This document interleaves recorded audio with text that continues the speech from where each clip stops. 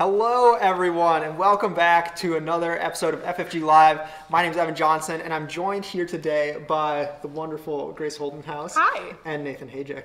Hello. And today we are here to talk about this game. This is The Lord of the Rings: Journeys in Middle-earth. You two are the designers on this game, correct? You invented this out of your brains. Yes. Yes. So Nathan was the driving mind behind it, and I put my stamp on it. I helped. That's awesome. I am super excited for this game. It looks amazingly cool. Tell us a little bit about kind of how you went about capturing sort of the iconic Lord of the Rings saga and the feel of that and packaging that into a board game. Sure. So I think as people find out more and more about the game, they will discover that Mansions of Madness was a base for this in a lot of ways. We kind of took some of the successes there, those mechanics, and we either you'll see like the damage and fear system, they're very similar. But there's other areas where Mansions was our base that we then said, okay, how do we take this and develop into a Lord of the Rings feel instead? Sure. Oh, yeah. So one of the things we had to do early on was move the game from a Mansions, we are normal people in this crazy world, terrible things are happening, and we just have to survive and maybe get out of this without going insane, to we are heroic characters that do awesome things, and we are, going to change the world. We're still just people, but we're going to band together and do that. And so taking that feel from, changing those mechanics over to a heroic feel was one of the things we definitely want to do right from the get-go. Yeah. Also, like zooming out that scale, instead of like exploring rooms in a house, you're exploring these vast wildernesses or dungeons or caves, or you come across a waterfall. Like that's a vaster scale than I think like a lot of Mansions has. Yeah. And the journey map especially captures that distance that Lord of the Rings has. Yeah, and we'll get to see a lot of that in a second here. I should say right here at the top before I get too much into it. So we're not gonna play the game today. That's next week. What we are gonna do today is we're gonna interview these guys. We're gonna have some questions, and we're gonna unbox this thing. So you guys will get to see a lot of like the journey map tiles and the battle maps and the cool punch and some of the cards and the minis and all that sort of stuff that's in there. And then you can come back next Tuesday and we're all going to play it, and it's going to be great.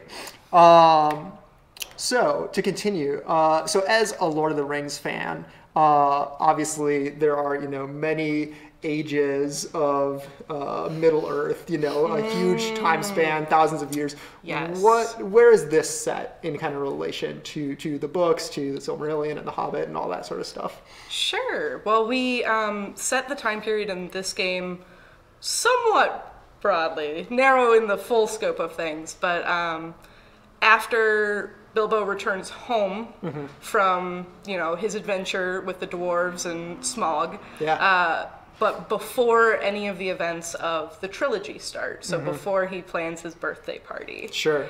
That's really the time frame we're working with, that span of years. Sure. That's very similar, if I'm correct, to the years explored in like the Lord of the Rings, the card game. Correct, a lot of the stuff there. Okay, yeah. That's awesome. So you kind of, with this game, you mentioned that you took some existing systems from like Mansions of Middle-earth and, kind of built and extrapolated on them. One of the biggest kind of changes that seems is that there aren't any dice or anything. You have this deck of skills, and it's built a lot around the sort of deck manipulation, revealing these cards to see if you can succeed in skills. What kind of brought that about? Like, what was the impetus for like crafting this mechanic for this game?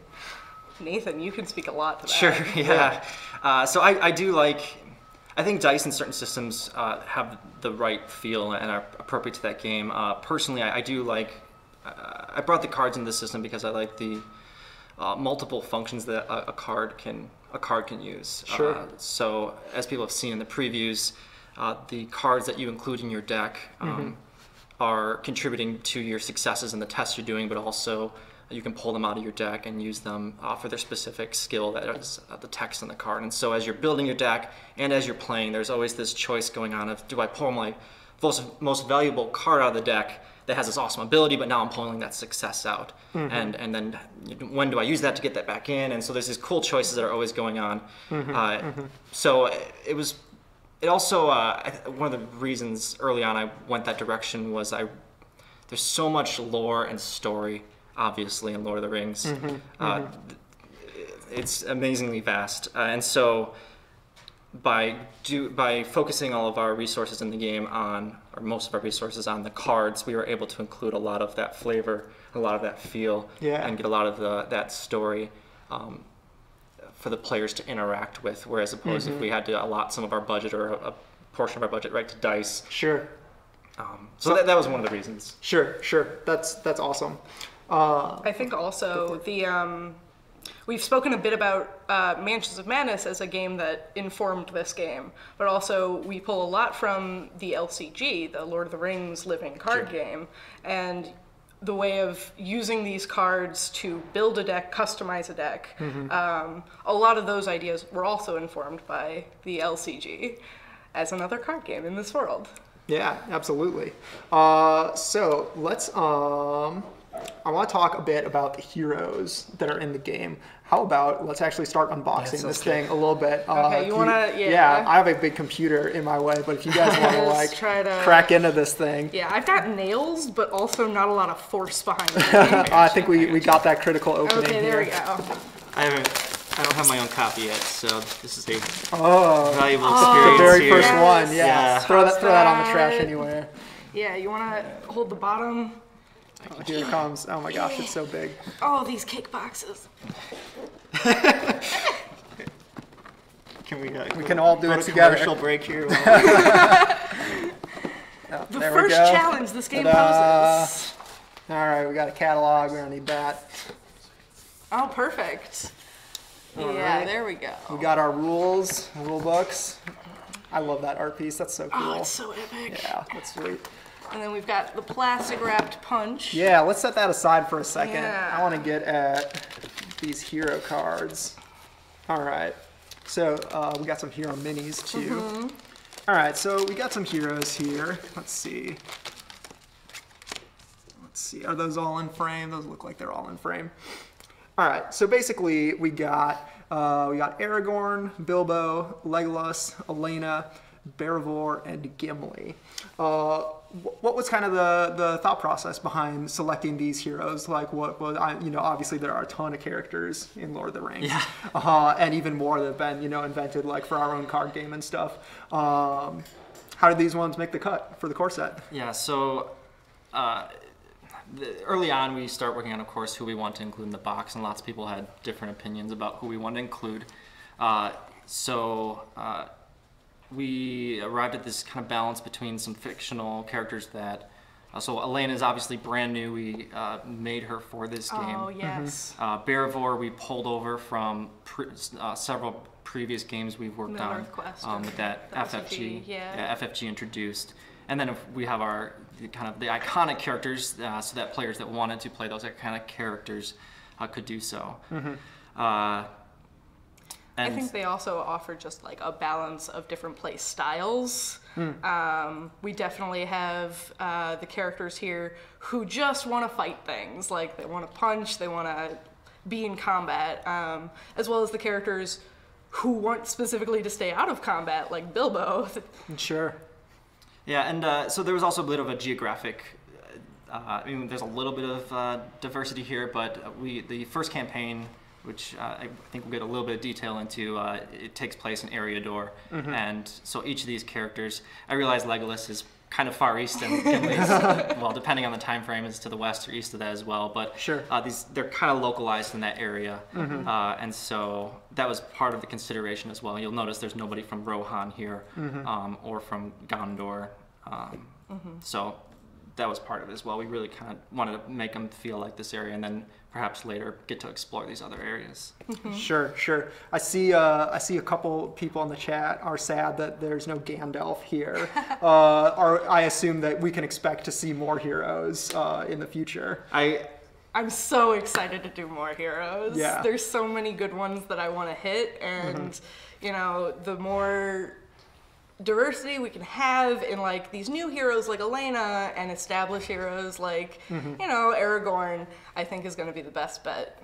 Yeah, I think part of the Gandalf not being in the set was he's obviously such a powerful and very I don't know, unique type of character that he would serve better as somebody to explore a particular mechanic, maybe in a certain expansion in the future, rather than a core mechanic character. Sure, that makes sense.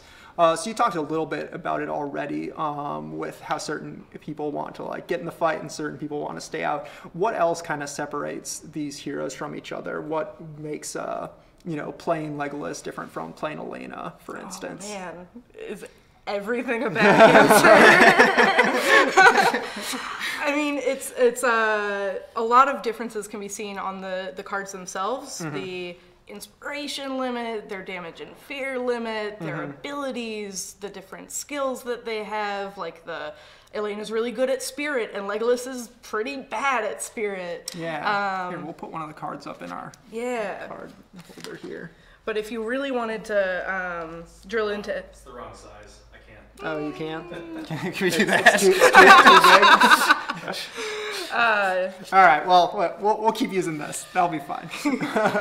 Enhance. If you really wanted to drill into like all of the differences, the hero decks then come into play. Yeah. Like the 5 unique cards that everyone has for them and only them. Sure. So every hero has their own skill deck, and what is that composed of? So everyone has 6 basic cards. That's the same no matter what hero you play ad infinitum. Sure. Then you have your 5 unique cards. Like Bilbo has 5 Bilbo cards that, you know, no one else has. Sure. Then you have your role. That's the first decision, really, after choosing which hero you're going to play that informs what that adventure is going to be like. Because maybe this time you're playing Bilbo as a burglar. Maybe next time you play Bilbo as a pathfinder. Sure. Because you can switch just in between scenarios in a campaign, right? Yep, and that adds so cool. 3 cards to your deck. Okay. But then you can also kind of level up those cards. All right, well, we'll get to that. Someone is asking in the chat, do I have to have a static party of players to play this, or can people just pop in and out of the game? That's a great question. So because this is a campaign game run through the app, you do have to have the same heroes playing. Now, players at the table, that's a whole other thing. I think that it's common in a lot of our co-op games, especially when they're app run, for you to just be like, oh, this time Fred couldn't make it. I'm going to run his hero for him. Sure. Or, you know, this time we have some extra people. Let's all decide what these heroes are doing, because that's basically what you're doing anyway, even if you're playing solo. Sure. Yeah, it's something we obviously did think about, but dropping in and out added complications to the system that would make it more complicated on the player side as well. And so eventually we're just like, no, you choose your number of heroes, you pick your heroes, and then you go through the campaign, and it just made the whole campaign experience a lot simpler for players. So we opted for that. Sure. Do you have some kind of favorite combinations of heroes and roles that can be used? I know Nathan has some favorites. All right, let's hear one. All right, so I do like playing. I'm gonna give you 2. First of all, I do like playing Bergor as the Pathfinder, which is her recommended role. She's just a fun, go everywhere, do everything, be good at most things character, and it's a fun thing to play. You can also just do go a lot of different directions with her through the campaign, so you can go into burglar or captain or really anything, and she has a just nice, she's a very diverse character that can do a lot of cool things. The most interesting and fun thing I've seen played, and so all the purists out there right now that don't want to hear crazy combinations, I'm going to raise my hand, and when I put my hand down, you can listen again. So plug your ears. All right, you're plugging your ears. Gimli Burglar was really fun to watch. Somebody did Gimli Burglar, whipped out the axe, and just could, go out of hidden and do a ton of damage to characters and then jump back into hidden. It was outrageous, but it was really fun to watch this person kind of go for this crazy combination and try a different build just for the fun of it. So all right, you can unplug your ears now. I do think that, like Nathan mentioned, how these have a recommended build, and that's on the back of all of these cards. Sure. And that's a great way to just start the game really quick. You get, you know, an experience that we think is very good, that, you know, we've recommended to you. But like, I love me some off-meta builds. I do love just tinkering with things and seeing, oh, what would happen if this? Like, Sure. I want to break it. I want to go off path and figure out my combos that feel good to me. Yeah, exactly. One of the cool things you can do is with being able to change roles is as you start to, so you pick, let's say you pick Gimli, you play the Guardian, which is his suggested role, and you take a card. And then you say, oh, this card would combo with this other card in this other role. So the next adventure we're doing, so we read the adventure preview, and you say, okay, it sounds like we're going to do this type of adventure. I'm going to play the captain, let's say. So I take that deck, and then I start looking at these different roles and the cards I'm going to get out of those roles as I'm leveling up and building this direction. It kind of evolves naturally, but also you kind of plan things out. And there's just some fun deck building as you're going through the campaign that you can do there. That's awesome. That really, I mean, we planned out our roles during development, and we tested the roles by themselves to make sure that they were functioning as intended. And then we started to realize, all right, what crazy builds can we do? What fun things can we do with different characters and roles and such? And it was a really, honestly, it was a very enjoyable experience just exploring the different combos with the different types of characters and such. Yeah, Sure. absolutely. So this is a cooperative game, obviously. How does the game kind of encourage people to work together? Yeah, I mean, okay, so clearly there are a couple of characters here that work better with others. Like, Elena has an ability where she gives inspiration to other heroes. And so that's very much an ability that wants to be, you know, shared with the group, saying like, Sure. oh, if you go first, then I could give you inspiration and combo in this way. So some characters naturally lean into that. But also it's just that this is a pure co-op. Like, there is no traitor, there is no, like, you are always working towards the same goals together. Your objectives are clearly like labeled, and so you know you can coordinate on your turn. Going in any order, like if you go first this round, then I go first next round, we can set up a really cool, you know, attack or something like that. Yeah, I think characters can specialize. There's a lot of different areas you can specialize in, and as your characters do that, you really come to depend on each other to help you out in certain situations. So, for example, like so when you get into combat, there's different little bonuses you can, like there's Pierce for weapons. And Pierce allows you to bypass armor when you attack. So if you come up against an enemy that has a ton of armor, and let's say Beravor has her staff, which has no Pierce, right?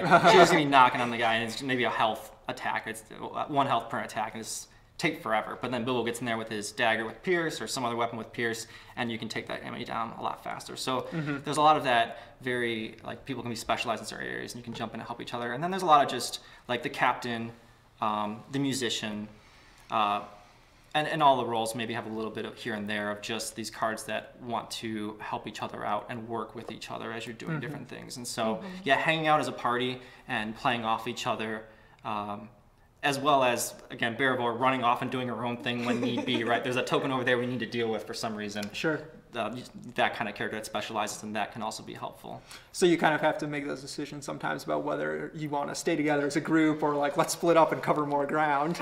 Yeah, there's a word in the game, nearby, which means in your space or in an adjacent space. And a lot of effects are like you or a nearby hero, or you and a nearby hero get this bonus. Sure. And so hanging out with people, being near each other allows for that, but then sometimes you're just forced to go and do different things in different parts of the map, and it's always an interesting decision. And I think that the two different modes of play we have, the journey map and the battle map, really play to those different strategies that you sometimes have to take, because the battle map is such close quarters that, like, the heroes that work really well together sometimes work a little better on the battle map than on the journey map, when you're sometimes like 10 spaces away from each other, and then you get locked down by enemies. You're like, oh no, I guess I'll just die.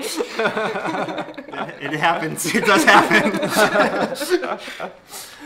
All right, so let's transition to talk a little bit about the campaign. We'll throw these guys back in the box. Get them all in there. All right, so there is a big old fat stack of punch board here. If you guys want to open into that, You're better at this. Got a couple of questions in the chat here about the campaign. First, are there difficulty levels? There are, in fact. There's 2 different difficulty levels. We have our standard mode that we suggest everyone starts on. I think it's the rad form of playing the game, but that's fine. I'm sure other people will have different opinions. Then we did introduce a hard mode, and the differences there are actually pretty minor. Hard mode introduces more enemy points, which is a resource that the app uses back end to throw bad stuff at you. And so you end up getting more enemies and tougher enemies on hard mode.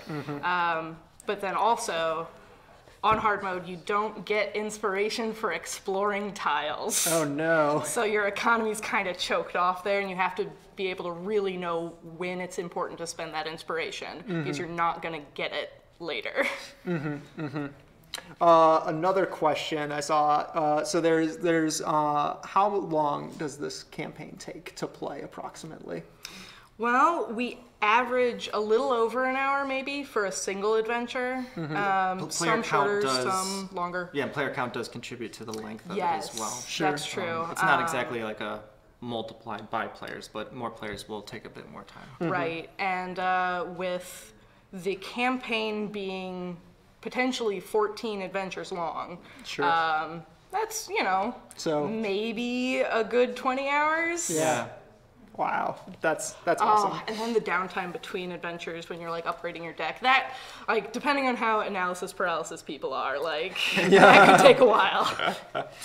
All right, well let's, so show me some of the stuff that we have here on this punch board. So we have some journey map tiles, and then we have down here, we've got kind of these larger, like these battle boards, right? Or these battle maps, I'm sorry. These are also double-sided, so those just have kind barrels. of. Oh yeah! Oh my gosh! Let's give you a fire. So, throw some sweet terrain on there. Yeah. Okay. Oh, fog. Some fog, very good. Do we have like some walls? Is that a thing? I have some rivers and walls here. Okay. So we could be like, this is our fort kind of thing, or like, there's a river going through it. That's so cool. Get to the statue. Sure. So there's this kind of map where you have these battle maps. You have the punch pieces that you put, and then there are also sort of the other kind of map. There's these journey map tiles. Yeah, that's a legal configuration. Yep, those are in frame. Yeah. All right, so we can have these. These are all like double-sided, so we can get like the gorgeous, outside Middle Earth kind of forests and lakes and whatever, and then kind of like your caves with glowing mushrooms and whatever. Talk to me about some of the differences between the scenarios that use the journey maps versus the battle maps. So the plan early on, this was kind of a cool experience for me at the pre-visioning meeting for this product.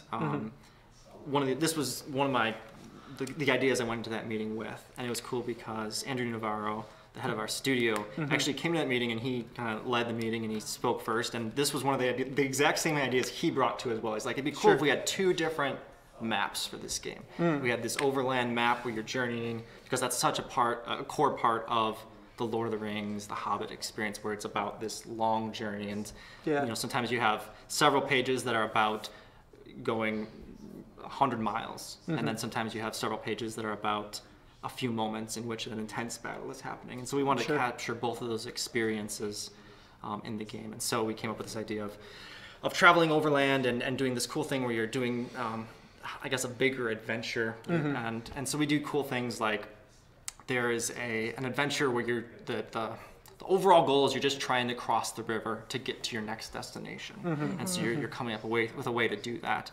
and then we have a battle map where you get into the thieves' fort and you're trying to apprehend or battle the lead thief to figure out what's going on. And so it's just these two different experiences that we wanted to capture that were, I believe, part of the Lord of the Rings stories. Yeah, and I think that what we were able to do with the journey map is because we have this nice hex cut, Sure. a lot of the procedural generation of the map takes advantage of this could have, 100 combinations Sure. here that changes the way you move through it or which tokens show up where.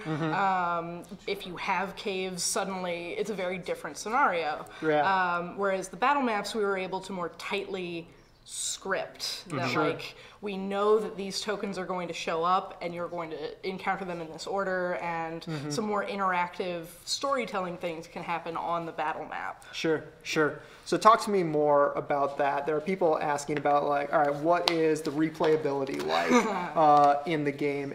Are there branching paths? Does the app change things up? Like, are there side quests? How does that all come together? Oh, heck and let's grab some of those minis and throw them out on this That's board because I want to see them out on here. Definitely.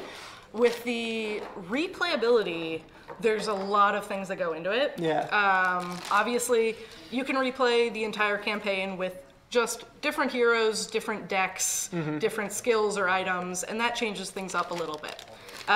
Also, if you replay any of these journey map scenarios, they're going to be very different.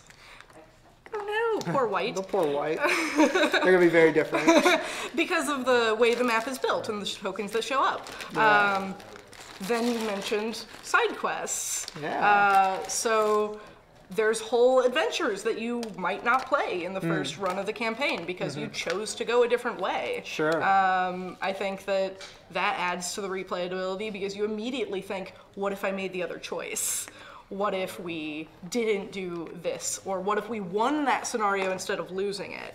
Like, I think that also will change your gameplay a lot from campaign to campaign.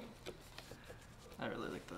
Oh, the water? Yeah. Oh, that's Well, that's not sweet. legal, Nathan. That's legal. Let's get some little orc boys in there. Yeah. Oh, that is Oh, awesome. I love these minis. So how do you kind of like make progress in the campaign, or like both within a scenario and then kind of over the whole arc of something? Like when you start a scenario, do you usually know kind of this is what we're trying to do and this is what we have to, how we have to do it, or do you kind of just have to explore more?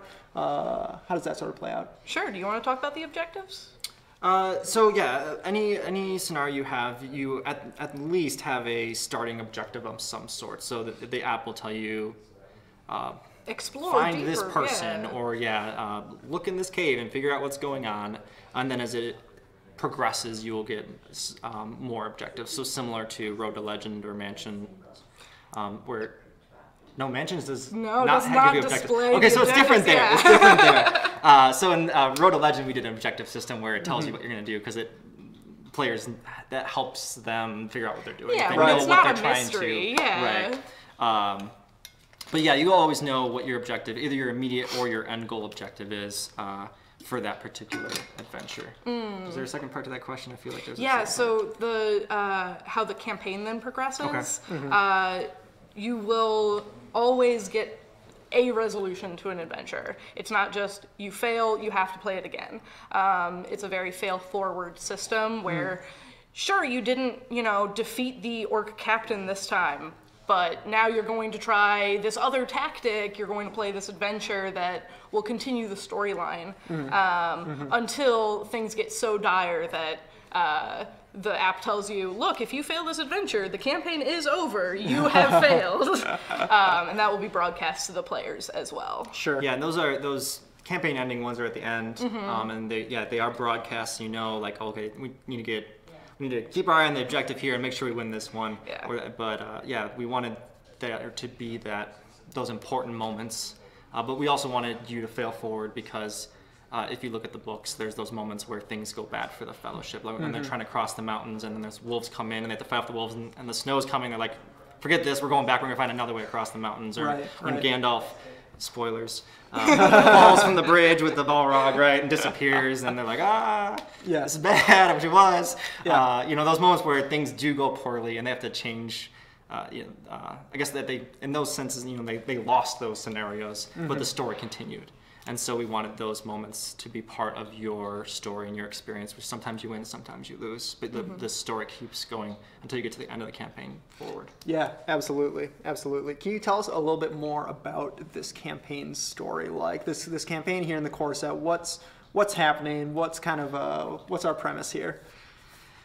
So there's a little bit of a mystery at the beginning. So Sure. It starts out Don't spoil the mystery. Right. I will, there's so many cool things. I think I can hit some high points without spoiling the mystery. All right. So at the beginning of the campaign, you as the heroes are realizing that something's going on in Eriador. Things are being artifacts and such are being looted and disappearing. And you're like, all right, what's going on? And that's kind of your start. And there's this band of thieves south of Midgewater Marsh, and you're gonna go check it out. And that's kind of where it all starts. And then you get to make this awesome trek across Eriador, where you're going to these iconic locations. And so I don't really. And Numinos and the really cool. Sure. I'm sorry. That's not too much of a spoiler. I feel like those are spoilers. But yeah, you get a fight. There's a scenario where you're just battling a troll. There's a scenario where you encounter a river daughter and you are trying to gain her aid for a future adventure. So we brought in a lot of these iconic moments from the books and kind of changed up some stuff, right? But you still get to you're interacting with these awesome elements that Token came up with, and we just rearranged them and made your own unique adventure here. Yeah, sure. It does feel very much like you're in this world and you are, playing a role in shaping the history as Middle-earth goes forward. There's a cool moment where you're one of our developers, Brandon, made this awesome scenario. It might be one of my favorites, where it's on the battle map, but you start. There's a bunch of whites that are they're not white, ghosts, I guess, right? That are not hostile to you. And you're going around, you're talking, and you're trying to deduce what's going on, and you're going to make this. Okay, I don't want to get into spoilers again. Anyway, you're talking with ghosts, and you're gaining information, and you have to make this decision part of the way through, and then that's going to result in kind of who you're going to. Okay, I gotta stop. Sure. That sounds cool. But there's these awesome moments, and we do all these different little things to give you all these different snippets. I know, I really didn't say anything much there, sorry. Whites, there's whites, they talk. It sounded cool. So a question here in the chat, actually, this is interesting. How much does someone need to know about Lord of the Rings to understand the story? Man. I would say personally, I don't think that you need to know anything really other than it's fantasy. Sure. We have actually a couple of playtesters who didn't have a huge history in Lord of the Rings.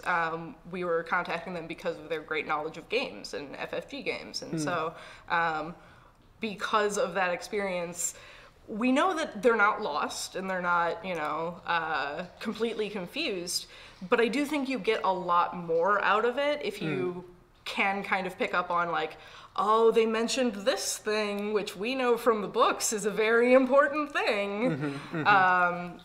Nathan mentioned the scenario that Brandon made has a very important artifact that comes later that you might recognize. But, if you don't, it's fine. It's not a necessary Easter egg. Yeah, absolutely. Let's see.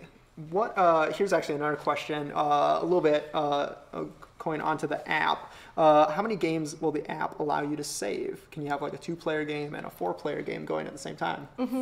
5 save There are games. 5 5 slots, save slots. which is a lot. If you have more than 5 campaigns running at the same time, Maybe I delete applaud one. your dedication. Yeah, that's a lot. That's a lot. So hopefully everybody will be good with that. I mean, I guess Yeah. if you're playing that many, then you just have to borrow somebody else's device or like Sure. pop it open on Yeah, your just computer or download something another and app just- or something. Yeah. You have a couple options there, I guess. Yeah. How did the heroes kind of evolve over the course of a campaign? What sort of evolution can we expect them to see? So the big thing is, again, the roles you're playing will inform the how your character's progressing. And so you play the burglar in the first scenario, and then at the end you'll get a certain amount of experience from that. And then you go to this campfire scene, and you can select your character, and it'll show you all the skills that that character can get from that role, and it'll highlight the ones that you can actually buy with the XP you have. And so that's the mechanics of it. The theme of it, of course, is that based on what you choose to do for the party, the role you're playing, then that is the direction your character will proceed into. Sure. And cool. Does that work? Can we show the minis that way? Okay. I was on a different camera trying to do it sneakily, but Well, we're doing it live. We're calling you out. I also think that let me convert. I need to find something to put them up a little higher. But yes. Do you want Here, to they stack can them on some just tiles? stand on some minis, maybe. Yeah, I actually put about 4 or 5 tiles up there, and it should work. All right. Give us a second, guys, as we make a little platform for our. Even. How's that looking? Can we see that, guy? I'm just going Little to less? cheat. I'm going to cheat, and I'll have to apologize to everybody at home when the cards come up because the camera's going to move. Yeah, that's okay. Well, They'll understand. You can take the tokens out. okay, cool. Someone is asking in the chat, how does this compare to Mansions of Madness in second edition in terms of complexity? Similar, probably a little bit more since it's a campaign. Each individual adventure, I would say, is fairly comparable, depending on how you like the mysteries of Mansions of Madness, because I think those can get a little complex based on how much information you need to, think about. But I think that over the course of the campaign, with the deck building and the upgrades and things like that, it can get a little complex just from a decisions standpoint. The complexity, the additional complexity, I don't think it's a lot, but I do think the additional complexity is going to come from the cards in front of you. That system is obviously a little bit more involved than the Mansions of Madness system, which is usually just you do a thing, you see how many dice you need to throw, and you throw those dice and put in successes. Where this is, you have a little bit more play going on with the cards. But the nice part about that is that you can kind of embrace the complexity of that as much as you want to. So if you want to play just a simpler character, you can just grab the good cards and put them in your deck and play a simpler character. But if you want to do that combo character that's pulling from multiple roles and you really are digging into that aspect of the game, you can do that and embrace the complexity. So I agree with Grace. It's a little bit more complex, but there's a lot of similarities. So. Yeah, that makes sense. All right, let's talk about the app. So, real quick. Oh, you got something. I will say, right, go for it. In regard to that, I did want the game to be approachable by players that are just fans of Lord of the Rings, and maybe if you've never played a game like this, a hobby game like this before, then you probably need to grab one of your friends that does it and then play with them, and you'll get it, and then you'll be fine. But I did want that your Lord of the Rings fan to be able to play this game without a lot of prior experience, and so yeah, I feel like it's maybe a little bit more than Mansions, but overall probably on par. All right. Well, let's talk about the app. So this is a game like Mansions. Of course, it has an app that controls the enemies and stuff. What kind of went into that decision to have an app controlling these rather than like, classic Descent or Imperial Assault, where there's a player playing as the enemies here? Yeah, I think that with a lot of our co-op games, the bonus is that you don't have to have someone playing against everyone else. That, you only really have to have someone who's comfortable using a device to play this game, because a lot of things can happen back end so that it's hidden from all of the players, and then you get to be surprised that, like, oh no, the boss was inside this tent and now we've got to fight him. Or, oh, so that story beat happened because we made that choice 3, adventures ago, instead of one person at the table knowing that information ahead of time because they set up the map or something like that. It helps with everyone being on the same page. I think it can also it does remove part of the complexity of the game, where if a player had to remember all the rules of how do you activate enemies and how do I use these cards that augment enemies and such, and how do I set up this, rather that the app just tells you what to do when for that part of the game, and so you can let the game run that part of it for you, and it strips the complexity out, and again, you just get to cooperatively kind of experience the one side of the asymmetrical gameplay and let the app dictate to you what the other side is doing for the most part. That makes sense. Does the app, what does the app do besides control the enemies and like run the scenario for you? So one new thing we did with this product, as Grace has already talked about, is the procedural generations of maps. So that was of the maps. That's so cool. It was the first time. So Mark is our programmer, and the first time he had me come over to his computer and showed me. We had this idea of procedural generation, and so he worked on it for several weeks, and he finally got it, and he showed me, and a couple tiles pop up on the screen, and they just start flying all over the place, and all these like hundreds and hundreds of combinations. It seemed like a second, right? They're just flying all over, and then it freezes, and like here's your map, and then it disappears, and then the scenario starts. Like, all right, place this tile, place this tile. It's just this amazing, like jaw-dropping experience. I was like, oh man, like I can't wait for players to.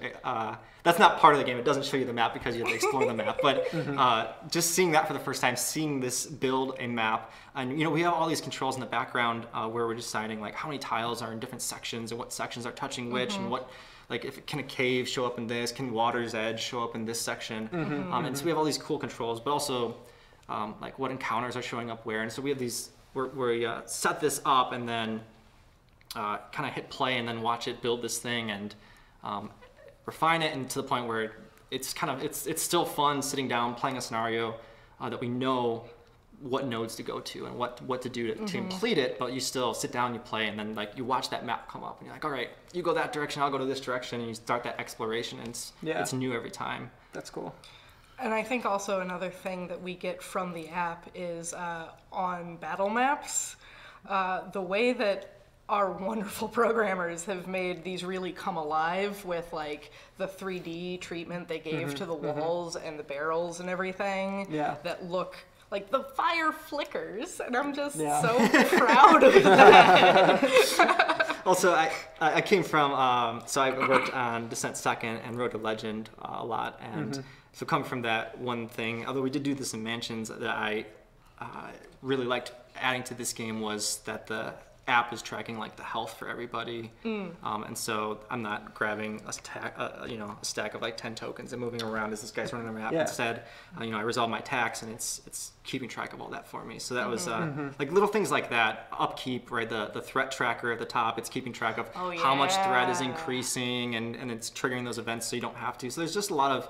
Also campaign tracking, right? It's keeping track when you come back and load your game. What weapon? Like I forgot. It's been a month since we played. How much speed do you have? What skills did you previously purchase? Things like that. So there's just a lot of tracking that the app helps you do and makes it for a better experience, I think. Yeah, that's awesome. Does the app run offline, or do you have to be connected to the internet? It does run offline. Yes, so you need to have an internet connection to first download it, or to update it later when we, release expansions or anything like that. But it's fully offline. You can take it to your cabin in the woods and play there. That's fine. Yeah, awesome. Someone is asking, what is threat in the app? Aha, my favorite. So threat is how the app can track what bad things are going to happen to you, right? Like it's the timer kind of. It's if you accidentally, make a bad decision talking to some elf, they get angry at you and your threat goes up. Like and you then, do. Perhaps like you suffer some fear or some damage. And so you'll notice on the top of the app will be this bar that's slowly filling. And so you know that things are getting worse, that your enemies are getting closer, that you're, closer to failing. And then at points along it, there will be a threat event displayed. Like, when we reach 50 threat, something's going to happen, and you click on it, and it's all like, the woods are very scary tonight. Very official flavor. Just like that. And so you know that something is going to happen, and you might have a chance to prepare for it by knowing that heroes count up threat 2 every round. 1 hero is worth 2 threat. Sure. Unexplored tiles are worth 1 threat per round, and threat tokens, which are a type of token you can interact with, also go up 1 per round. So you can kind of math it out and say, if we don't clear this threat token this round, something bad is going to happen. Yeah, absolutely. All right, let's show off some of the cards that we got in this. So we'll let Ryan adjust the camera if he needs to. What do I have here? Oh, I have items and upgrades. All right, yeah, let's take a look at some items. Fantastic. So let's look at the Gondolin Dagger. all right, yeah, talk to me about items and stuff in this game, and how does this work? All right, so What are we doing? heroes equip items because, you know, All right. this is an adventure game. You gotta have stuff.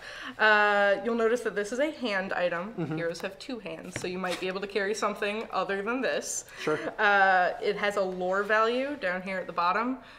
Lore is how your items get better over time. That's how you upgrade them. And you'll notice this is a level 2 item. Sure. This is not just a dagger, this is a Gondolin Dagger. Oh, yeah. It's very exciting. Because it's a weapon, it has a stat up here. That's what you would test when you are attacking with it. So hopefully whatever character has this has a high wit. And then it has an ability. Usually weapons have then successes on them. Yep. How to spend your successes that you generate in that See test. those right there. Yep. So this way, weapons behave differently. Weapons do different things and are good against different enemies. And so then if it were to reach that, or if you were to reach that lore threshold, then you could upgrade that dagger to like maybe like a sweet like named dagger or Yes. something. That's cool. Yeah, so the idea behind the lore was, again, looking at the books, like when they found their daggers or they found the swords in the cave, there's this kind of realization as the books continue of like, oh, this isn't just a dagger, it's a Gondolin dagger, and this isn't just, or it's, you know, this is my Gondolin dagger, but now I'm going to call it Sting because I used it in this way, and this like Sure. lore kind of give you greater understanding or progression of these items that they would find. Sure, And so sure. that's why, rather than like a leveling up system or like a, you don't really see any like I go into the tavern and I sell my sword for a better sword in Right. Lord of the Rings. That's not a thing. And so instead we wanted to go with this idea of like my equipment, I discover more about my equipment and so I can use it better and I discover cool traits about it and such like that. Yeah. So yeah, every item in the game, this is true, right? Yep, Yes, every this is item in the true. game will have lore thresholds, and as you reach those thresholds, during the campfire scene, you can go to a menu and you can select the items that have reached that threshold. Sure. And it'll give you your options. Oh, that's so cool. Yeah, it's pretty fun. My favorite thing about the items is that when you're upgrading these, sometimes there's a choice to be made. Sometimes it's not just this item always goes to the next level of it. It's, Sure. oh, you have 2 level 3 options. Sure. Which one like would 2 you names want? you could give your sword Yep. or something. That's so cool. Yeah. What else have we got in that big old stack of cards? There's so lots many of cards different in this game. things. So we did trinkets, right? Oh yeah, let's show off some of Or I that. think we've seen them before, but like, so Yeah. here's a level 2 torch. So what differentiates this from an item? Do we want to do a? Well, they're also items. So Sure. these also start equipped to your hero if you have them. The difference with trinkets, other than like, you know, your hand items and your armor, you have found them through your adventures. This is one of the ways in which the campaign plays a big role. Because in Adventure 1, like I raided a stash of boxes and found a pipe. That's really Yeah. cool. Now I have this pipe that's going to level up along my adventures. Yeah. And it has certain uses, so it's not always useful. It will be useful sometimes, but you do have to choose when to use it, as well as having then the ability that you want to use it for. Of course. Yeah. Okay. What else we got? We mentioned armor. Yeah. Armor's fun. Ooh, let's do a level 1. We've done 2 level 2s already. Okay. All right. Let's see some. Let's see Have some we regular. seen Ringmail yet? I don't think we've seen Ringmail. Cool. Ringmail is armor, and it decreases one of your stats permanently. Whoa, that doesn't seem good. It's, Why would I wear this? it's very heavy. You're less agile. But then it allows you, if you're a high might character like Gimli, it allows you to just use might for a ton of other stats. Sure. So you're using your best stat Very cool. at the expense of another stat. Someone is asking on the app, will the app be voiced or will there be like some thematic music and stuff in it? Kind of both. Kind of both, yep. So, like our Mansions of Madness app, we'll have voice acted portions. Sure. The entire app is not going to be voice acted. Right. It would just take forever. You'd be sitting there listening to someone drone on about a river, and you'd be like, no, skip. It'd be just like reading the books. I'll sick for. But then there is going to be this nice soundtrack, different sound effects and whatnot that we can put in and make it feel really cool. That's cool. That's cool. So then, like, we have skill cards as well for the different roles and stuff, right? Yeah. Here's a Pathfinder card. Sure. This is one of the upgrade ones that you would get for playing Pathfinder in a scenario. It costs 3 experience to buy that and put that in your deck. Sure. And then it's in your deck as long as you want it to be in your deck, even if you choose not to play a Pathfinder later. Interesting. So you can purchase those cards and then switch roles, and you lose the basic Pathfinder cards, correct? But if you've purchased ones, those will stay with you. So you can kind of make like a dual class, like I'm a burglar and a captain. Yep. You know. Something. Yeah, and you gain the XP, and then if in a later adventure, so let's say I bought that card in a later adventure, I get more XP in that role. Or even if I didn't, I play a different role, I can actually put that card back into the deck and pull out a different card for that XP. So you can kind of change between adventures if you want to. Or if you bought a card and you're like, oh, this isn't really working with my character, or I'm not enjoying this card, I can swap it out. So you're not stuck to any choices you've made with your XP. You can change it up every time if you really want to. And you don't, you can switch your roles and not lose that XP spread, basically. Yep. All right. What's in your pile of cards? All right. So many cards in this trinkets, game. which we saw. 1 million mini cards. 1 million. Exactly. Approximately 1 million mini cards. There are so many. There are a lot of mini cards. So we have a lot of a lot more skill cards. Yep. Skill cards. We have some damage. Yeah. Oh yeah. Oh cool. Let's see. Show me what bad can happen to me. Oh yeah. Here's a fun one. So when you take damage, sometimes if I'm right, you take it face down like that, and it still counts as damage, but there isn't anything bad extra associated with it. Sometimes you get it face up like that. Like you can be like, oh, you got a concussion. Poor you. Yeah. I think that a lot of the damage and fear system, we've said it already, is mirrored off of Mansions. And we really liked the idea of sometimes your wounds cause really bad things to happen to you. But sometimes they get better. Sometimes it's fine. You can take 3 arrows and still keep going. Yeah, even if one is to the knee.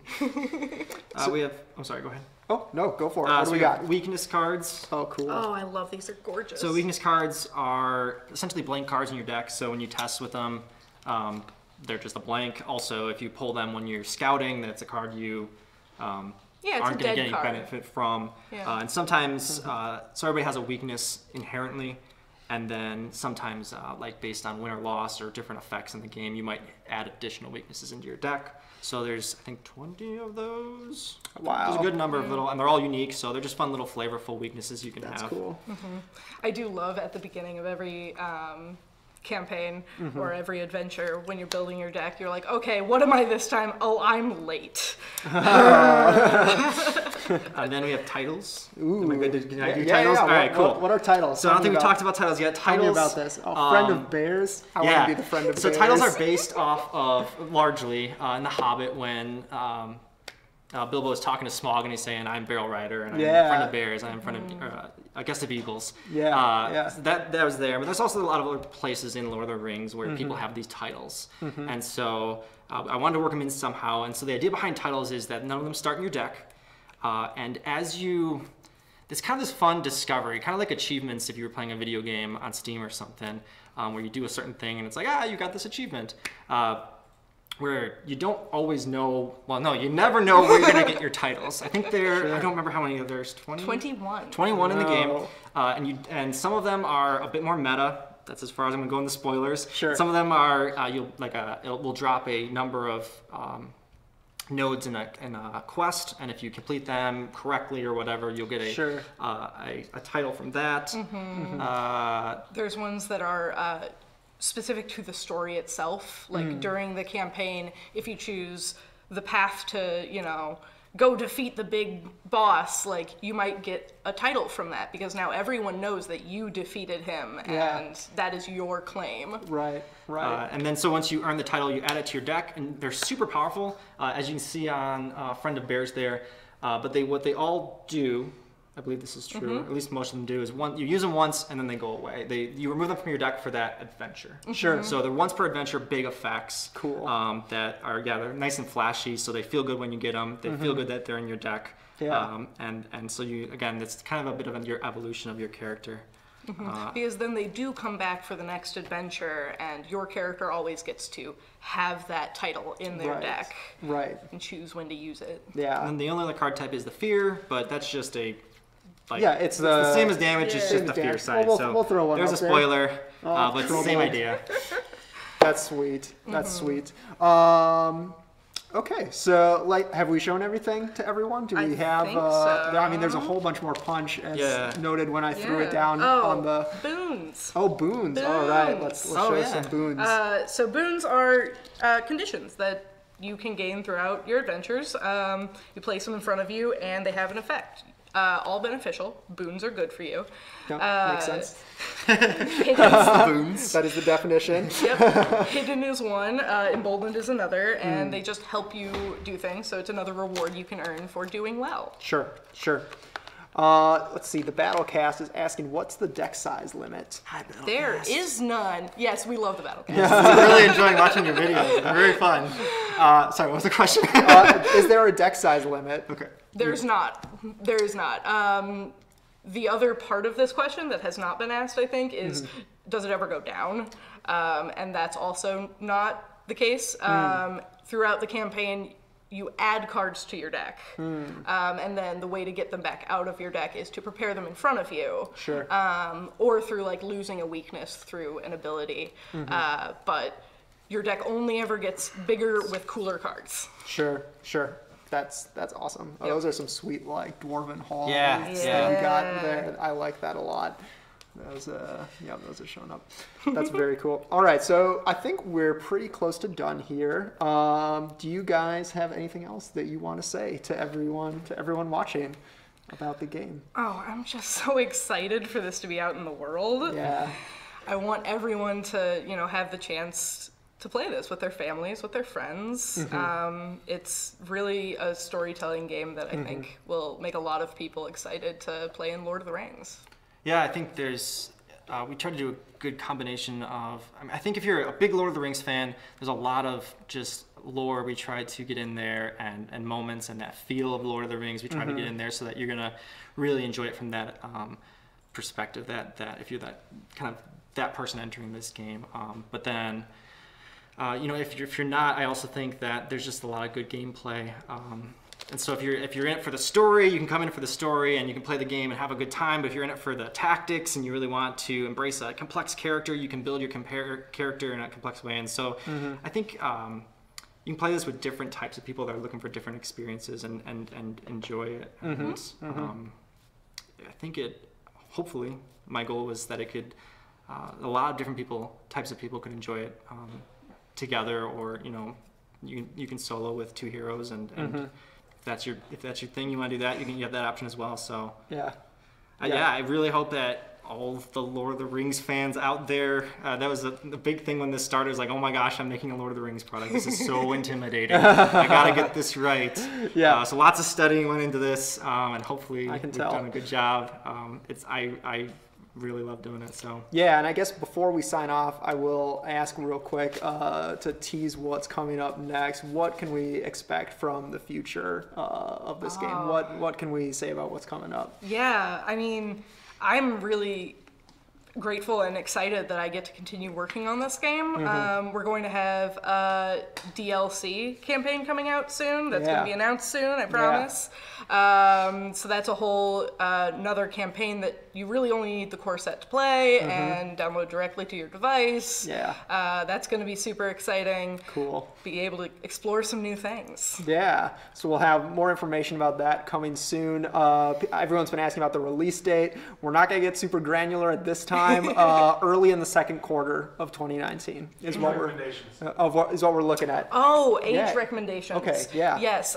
So I know that people play Mansions of Madness with like their kids, and that's like, okay, like if they're cool with horror, that's amazing. I think that it's not a game that requires everyone to know every minute rule. Sure. And this is very similar. Sure. I think that, you know, you could play it with a kid like 9 years old if you have vetted the contents. Yeah, I think there's just as much violence as there is in Lord of the Rings. So if they're good reading the Lord of the Rings, then you should be good playing this game. And there's nothing beyond that I can think of that we did that would be beyond that. I guess complexity, if your kid can play Mansions of Madness, your kid can play this game.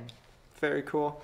Well, thank you, everybody, so much for watching. Remember to hit that bell icon and subscribe so that you can be notified whenever we go live. Join us back here on Thursday. We're going to be doing a Keyforge game. There's going to be Brad Andrews and Matt Newman. They're going to be playing each other. Battle of the Titans. And answering some silly questions. So exciting. And then 1 week from today, on next Tuesday, this crew will be back here again. We'll have another person, and we're going to play this game. We're going to play the first 2 scenarios. Oh, that's exciting. Silly voices for everyone. Yeah, you'll get to see journey map and a battle map, so you'll get to see the whole game experience there. So excited to play. Me too. It's been a while, to be honest, so I'm looking forward to it. So remember to like us and subscribe. We're on Facebook, Twitter, Instagram. Thank you, everybody, so much for watching, and we will see you on Thursday. Have a great day.